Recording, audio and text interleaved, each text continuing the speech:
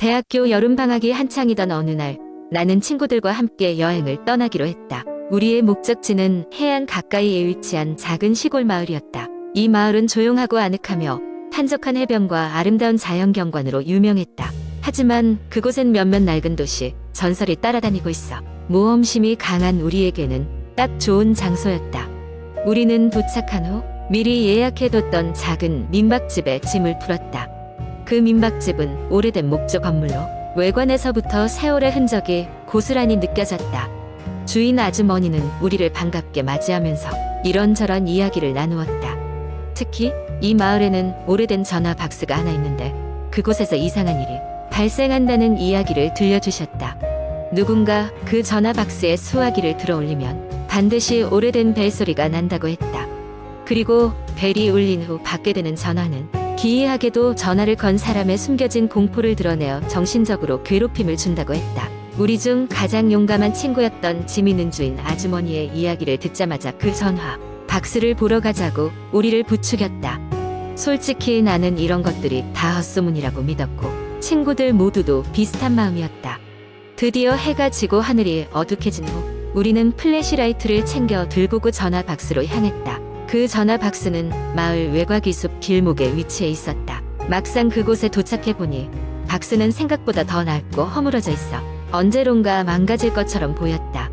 지미는 먼저 수화기를 들었다. 우리는 조용히 숨을 죽이고 그가 무슨 말을 할지 기다렸다. 그런데 갑자기 그의 얼굴이 하얗게 질리며 수화기를 떨어뜨렸다. 지미는 전화기에서 들린 목소리가 자신이 가장 두려워하는 어릴 적 헤어진 어머니의 목소리였다고 말했다. 그는 지금까지도 자신이 어머니에게 전화를 받지 못했던 죄책감을 가지고 있었다고 고백했다. 그 후 지미는 더 이상 그 전화 박스에 가까이 가길 꺼렸다. 호기심이 가득 찬 나머지 친구들은 한 명씩 수화기를 들어올렸고 놀랍게도 각자가 무언가를 두려워하게 되었다. 나 역시도 마지막에 수화기를 들어보았는데 쓸쓸한 목소리로 내 이름을 부르는 소리가 들려왔다. 그것은 나의 하나뿐인 동생이 차 사고로 세상을 떠나기 전 마지막으로 남긴 음성이었다. 나는 그 기억과 함께 희미하게 남은 미안함이 내 마음속에서 되살아나며 공기가 차갑게 느껴졌다. 다른 친구들도 자신들의 두려움과 죄책감을 적나라하게 드러내는 목소리들을 듣게 되었다. 우린 모두 마음속 깊숙이 자리 잡고 있던 공포와 상처가 드러났다는 사실에 충격을 받았다. 그 후 우린 그 전화 박스를 다시 찾지 않았다. 그리고 민박집으로 돌아오던 길 우리는 침묵을 지키며 각자의 생각에 잠겼다. 그 사건 이후로 우린 다시는 그 마을이나 전화 박스에 관해 이야기하지 않았다. 그저 오래된 전설쯤으로 넘겼지만 우리의 마음 한구석에는 그 경험이 영원히 자리 잡게 되었다. 이후로도 우정은 계속되었지만 그날의 기억은 각자의 가슴에 깊은 흔적으로 남았다. 마치 그 전화에서 들려온 목소리들이 우리를 끊임없이 묶어두려는 것처럼. 그리고 난 아직도 가끔씩 밤중에 전혀 모르는 번호로 전화가 올 때면 그때의 기이한 벨소리가 떠오른다. 두 번째 이야기 어느 한적한 동네의 작은 아파트에 은수라는 대학생이 이사온 지 2달이 지나고 있었다. 학교가 조금 멀긴 했지만 저렴한 임대료와 조용한 주변 환경에 만족하며 새 학기를 맞이할 준비에 한창이었다. 이사온 후로 특별한 일 없이 평범한 일상만이 이어지던 어느 날 밤 은수는 처음으로 기이한 일을 겪게 된다. 늦은 밤 과제 때문에 열심히 공부하던 은수는 갑자기 거실에서 바스락거리는 소리를 들었다. 처음에는 바람에 커튼이라도 흔들리는 소리려니 생각했지만 소리가 반복될수록 마치 어떤 물체가 움직이는 것처럼 들렸다. 이상하게 여긴 은수는 조심스레 거실로 나가봤지만 여전히 정막만이 흘러나올 뿐 별다른 것은 찾을 수 없었다. 그냥 자신의 착각이라 여기고 방으로 돌아갔다. 그 다음 날 밤에도 같은 시간대에 또다시 소리가 들렸다. 은수는 이번에는 휴대폰 손전등을 켜고 더 주의 깊게 거실을 살펴보았지만 여전히 아무것도 찾을 수 없었다. 그래도 신경이 쓰여 창문과 문을 단단히 닫은 후 잠을 청했다. 며칠이 더 지나고 은수의 친구들이 은수의 새 집들이 겸해서 놀러 오기로 했다. 오랜만에 친구들과의 만남이 기대되었지만 밤 동안 거실에서 들려오던 소리가 신경 쓰였던 은수는 친구들에게 그 이야기를 털어놓았다. 친구들은 그거야말로 기이한 경험이지 라며 재미있는 썰로 여기며 함께 원인을 찾아보자고 장난스럽게 제안했다. 모두가 다 같이 모인 날이었다. 친구들과 함께 이야기를 나누며 즐거운 시간을 보내던 중 그날 저녁 은수는 친구들과 함께 그 문제의 시간에 거실에 모여 앉기로 했다. 녹화할 준비도 하며 긴장된 마음으로 그때를 기다렸다. 자정이 넘고 드디어 문제의 시간이 왔다. 그리고 은수의 예감은 정확했다.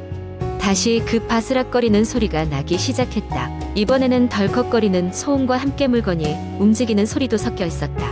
친구들 모두 깜짝 놀라 몸을 빽빽하게 붙이고 소리가 나는 쪽을 주시했다. 그러나 그 순간 은수는 등골이 오싹해지는 느낌을 받았다. 친구들 중 한 명이 겁에 질린 목소리로 "저거 봐. 저기." 라고 외쳤다. 모두 소리가 나는 쪽을 바라본 순간 은수의 눈에도 무언가가 잡혔다. 거실 구석에 놓여있던 오래된 장롱이 조금씩 움직이는 것이다. 도저히 믿기지 않는 상황이었다. 친구들 중 한 명이 비명을 지르며 밖으로 뛰쳐나갔고 나머지 모두가 연이어 도망치듯 아파트를 빠져나갔다. 거실에 남은 은수는 혼자 겁에 질린 채의 아파트를 떠나지 못하고 있었다. 그 순간 장롱의 문이 삐걱이며 천천히 열렸다. 그리고 그 안에서 나타난 것은 다름 아닌 작은 고양이였다. 어디선가 들어와 장롱 안에 숨어있던 것이다. 고양이는 은수를 보며 천진난만한 눈빛으로 울음소리를 냈고 그제서야 은수는 긴장이 풀리며 맥이 풀렸다. 그 후로 은수는 그 고양이를 입양해 징크스라는 이름을 붙여주고 함께 살기 시작했다. 친구들에게 이 사건을 이야기하며 웃음 지었지만 여전히 그 밤에 느꼈던 이상한 소름은 완전히 가시지 않았다. 어쩌면 그 장롱 안에는 징크스 외에 뭔가 다른 것이 더 숨어 있었을지도 모른다는 생각이 문득문득 들기도 했다. 하지만 징크스가 옆에 있는 한 은수는 더 이상 두려움을 느끼지 않기로 했다. 지금까지는 세 번째 이야기. 몇 년 전 대학을 갓 졸업한 나는 첫 직장을 구하기 위해 서울로 상경했다. 회사가 있는 곳은 강남의 복잡한 거리와는 조금 떨어져 있었지만 그래도 서울 중심지라 원룸 월세가 상당히 비쌌다. 저렴한 곳을 찾다가 이상하게 싼 가격에 올라온 방 하나를 발견했다. 당장 계약해야만 했던 나는 이곳저곳 살펴볼 겨를도 없이 그 방을 계약하고 이사를 했다. 방은 작고 낡았지만 혼자 지내기에는 그럭저럭 괜찮았다. 처음 며칠은 모든 것이 순조로웠지만 일주일 정도가 지나면서 밤마다 이상한 일들이 일어나기 시작했다. 자정 무렵만 되면 천장에서 뭔가 긁히는 소리가 들려왔다. 처음엔 그냥 쥐나 벌레가 있겠거니 했지만 날이 갈수록 소리는 점점 더 커지고 때론 속삭이는 것 같은 소리도 들려왔다. 불안한 마음에 부동산에 전화를 걸어 이 상황을 알렸지만 그들은 별다른 도움이 되지 않았다. 아무래도 심리적인 영향이 있을 것이라며 시간이 지나면 괜찮아질 거라고만 했다. 하지만 상황은 점점 더 심각해졌다. 어느 날 밤 침대에서 자고 있는데 이상하게 머리맡에서 냉기가 느껴졌다. 꿈을 꾸는 것인지 잠결에서인지 알 수 없었지만 어떤 여자가 내 머리맡에 서서 나를 내려다보고 있었다. 그녀는 젖은 긴 머리카락에 하얀 얼굴을 하고 있었으며 눈은 보이지 않고 그저 검은 구멍처럼 보였다. 나는 깜짝 놀라 비명을 질렀지만 몸이 꼼짝도 하지 않았다. 순간 그 여자는 서서히 사라졌고 나는 땀에 흠뻑 젖은 채로 잠에서 깼다. 그 이후로도 그 여자는 가끔 나타나곤 했다. 하루는 회사에서 늦게 퇴근하고 돌아와 방에 불을 켜려는데 방 안이 이미 환했다. 누군가가 불을 켜놓고 간 것처럼 보였다. 나는 주변을 살펴봤지만 아무도 없었다. 공포감에 질린 나는 친구에게 도움을 요청할 겸 이 이야기를 털어놓았다. 그 친구는 내 이야기를 진지하게 듣더니 그 방에 대해 좀 더 알아보자고 제안했다. 며칠 후 우리는 근처에서 오랫동안 살았던 한 노인에게 들을 수 있었다. 그 방은 몇 년 전까지는 멀쩡했지만 어느 한 여자가 이 방에서 목을 메고 죽은 이후로 세입자들이 하나같이 오래 머물지 못하고 나갔다고 했다. 노인은 그 여자가 사랑에 실패하고 나서 우울증을 앓다가 극단적인 선택을 했다는 이야기를 알려주었다. 모든 이야기를 듣고 나니 나는 그곳에 머무르는 것을 더는 견딜 수 없었다. 다른 회사 동료의 도움으로 급히 다른 집으로 이사를 했다. 그 후로도 종종 그 여자가 낮이든 밤이든 어딘가에서 날 지켜보고 있는 느낌을 받았지만 직접 보이진 않았다. 이 이야기를 여기저기서 말하자 몇몇 사람들은 나를 무조건 믿지 않았지만 또 몇 사람들은 비슷한 경험을 했다고 털어놓았다. 나는 그들이 사실일지도 모른다고 생각하게 되었다. 그것은 그 여자의 불행이 이 세상에 아직도 남아있는 것일지도 모른다. 그리고 그 방은 여전히 싸게 임대되고 있다고 한다. 그 방의 새로운 세입자가 혹시 글을 읽게 된다면 그들이 과거의 비극과 대면하지 않기를 바랄 뿐이다. 네 번째 이야기. 어느 평범한 여름날 대학생인 민재는 방학을 맞아 가족들이 사는 시골집으로 내려가게 되었다. 시골집은 작은 마을의 외곽에 자리 잡고 있어 오랜만에 고요한 자연 속에서 휴식을 취할 생각에 들떠 있었다.